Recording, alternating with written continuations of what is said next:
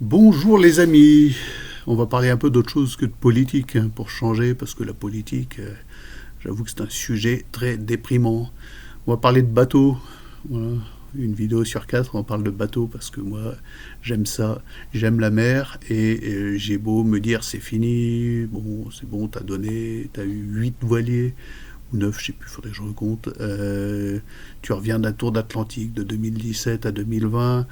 T'as navigué presque 10 ans en famille, t'as un gamin qui est né à bord d'un voilier, qui a connu que la mer jusqu'à ses 8 ans. Bon, maintenant, tourne la page. Eh ben non, j'y arrive pas. C'est comme ça. Et j'ai l'appel du large, ça me travaille. C'est plus fort que moi. Puis en plus, très franchement, la Terre, je suis pas adapté, quoi. Il faut le dire. Moi, les relations humaines avec les terriens, j'ai du mal. Bon, les relations humaines en général. Et en mer, bah, on est livré à nous-mêmes. Donc voilà, j'ai toujours des rêves de mer. Je sais pas par où les prendre en ce moment, j'avoue. Bon, déjà financièrement, je peux pas me payer un bateau. Et donc, bah, je propose un troc. Là, sur le bon coin, j'ai mis voilà, propose troc. Alors j'ai mon plus bel objet, ce que je possède de plus précieux, et je le mets en échange contre un voilier, pas forcément un grand voilier, pas forcément le plus beau voilier, mais un voilier. Et puis j'attends, je veux voir ce que la marée va apporter sur mon rivage. Bon, c'est le langage marin pour parler de la providence, hein, n'est-ce pas? Et il se trouve qu'hier, j'ai eu 3 propositions le même jour. C'était pas arrivé depuis un moment, puis 3 d'un coup, ça arrive comme ça. Dont un voilier intéressant qui se prêterait à un programme vraiment hauturier, voire une longue route. Donc la longue route, c'est quoi? C'est le tour du monde sans escale de Bernard Moitessier.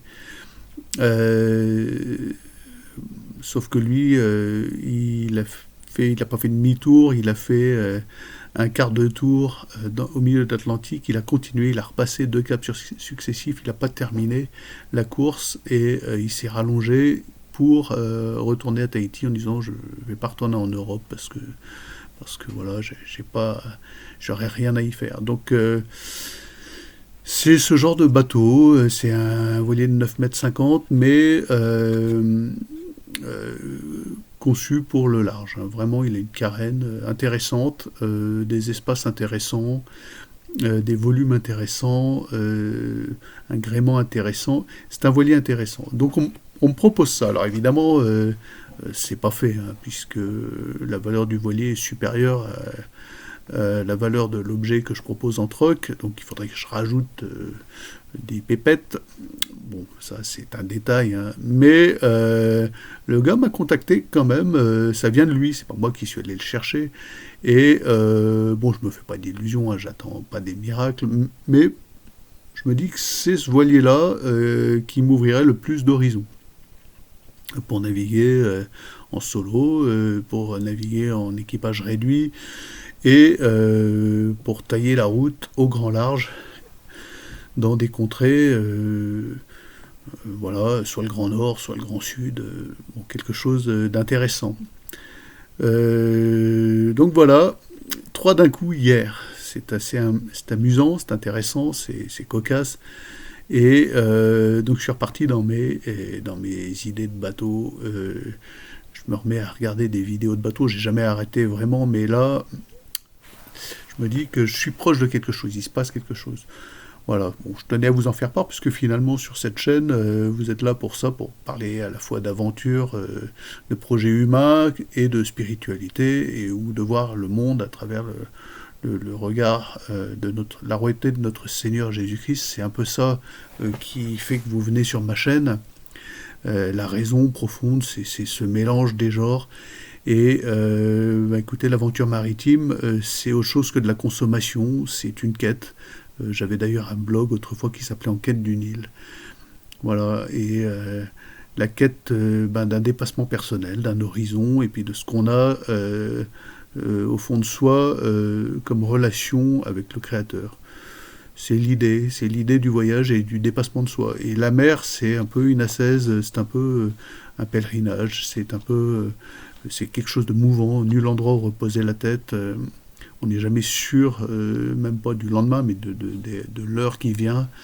En termes de météo, même si on a des météos précises maintenant, on n'est jamais totalement à l'abri de quelque chose qui va tourner à notre désavantage, une drisse, un mât, quelque chose qui casse. Bon. Voilà, c'est mouvant. Et c'est ça qui est intéressant parce que d'être vraiment soi-même, de dépasser les apparences de l'être. Moi, j'ai vu tous les équipiers que j'ai vu passer à bord de mes voiliers successifs, et il y en a eu, je crois, je compte 8 ou 9, je crois que c'est 9. Bon, ça va du Ketchi Perskorpen à l'Amphitrite, en passant par le Waram, le dériveur lesté, le Pichavant, enfin, on en a eu un paquet Jojo spécial, on a eu un paquet de voiliers, tous des super voiliers très intéressants.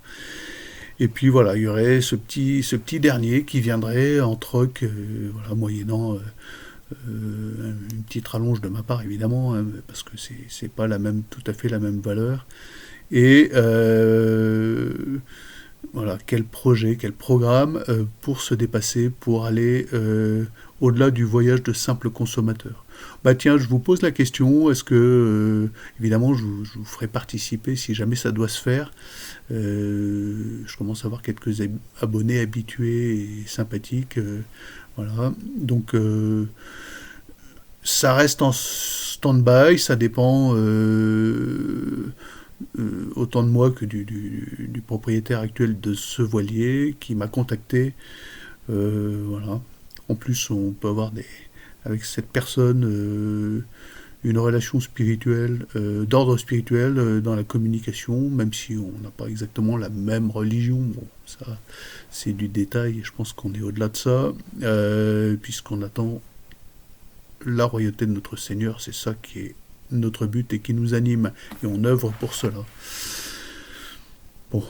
Tiens, je lui enverrai le lien de cette vidéo. Donc voilà, j'aimerais savoir, mes fidèles abonnés qui deviennent peu à peu des amis, ce que vous en pensez, quelle est votre idée sur la question. Je sais que peu d'entre vous ont déjà navigué, savent ce que c'est que la mer, mais voilà, ça commence à prendre corps, tournure un peu ce projet, cette idée de repartir sur un bateau. Voilà, parce que d'une part, à part écrire des bouquins, je sais faire que ça, naviguer. Depuis tout gosse, je sais faire que ça. Finalement, en mer, je suis pas si mal que ça. Voilà. Il y a moi ici, puis il y a moi en mer. Enfin, le problème, en fait, c'est que c'est un peu le même. Et que les terriens, ils sont pas prêts à voir le marin et à discuter avec le marin et à affronter le marin.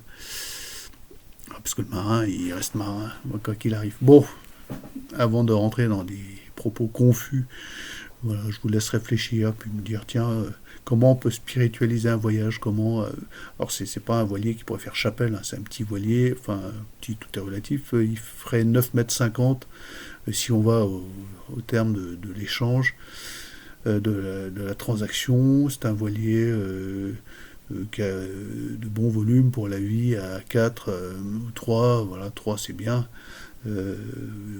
En solo, ça serait génial.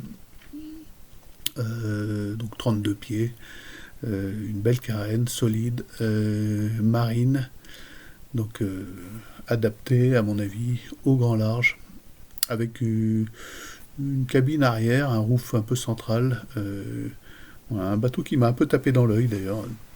Et je pense à ça me trompe dans la tête depuis hier, puisque évidemment ça date d'hier cette proposition. Voilà. Donc, écoutez, à vos commentaires, dites-moi. Je vous confie ça aussi, si vous voulez, faire une petite prière à cette intention, que ça se réalise, que ça se fasse dans un cadre un peu spirituel. Voilà. Parce que moi, en fait, ça m'embête de le faire pour le faire. Si c'est en dehors de tout cadre spirituel, ça m'embête un peu. Voilà, j'avoue. C'était notre dernier périple, il y avait cette note spirituelle qui était motivante, j'avoue. Puis le milieu maritime, c'est un milieu aride spirituellement. On rencontre beaucoup de gens qui viennent consommer du bateau, consommer du voyage ou fuir, ou, ou voilà, qui ont pour horizon indépassable une forme de liberté qui n'est pas forcément libérante. C'est pas forcément la liberté, ce qui libère vraiment. Nous, on sait ce qui libère. Voilà. Et naviguer en dehors de ce cadre, c'est pas tellement intéressant de ce qui libère vraiment, on le sait. Bon. Donc voilà où en sont mes réflexions. Je me dis que euh, je vais porter mon choix sur ce troc-là. Je me dis que s'il se fait, ça ne sera pas un autre, parce que c'est le voilier le plus intéressant qu'on m'a proposé. Je ne dis pas que les autres ne l'étaient pas, mais ils sont plus petits, c'est plus un programme de navigation côtière, de vacances, etc. Tandis que celui-là, il a un potentiel pour une longue route. Donc je vais mettre de côté les autres propositions et je vais voir. Si ça se fait, je considérais, ma foi, que ça pourrait venir éventuellement d'en haut. Voilà.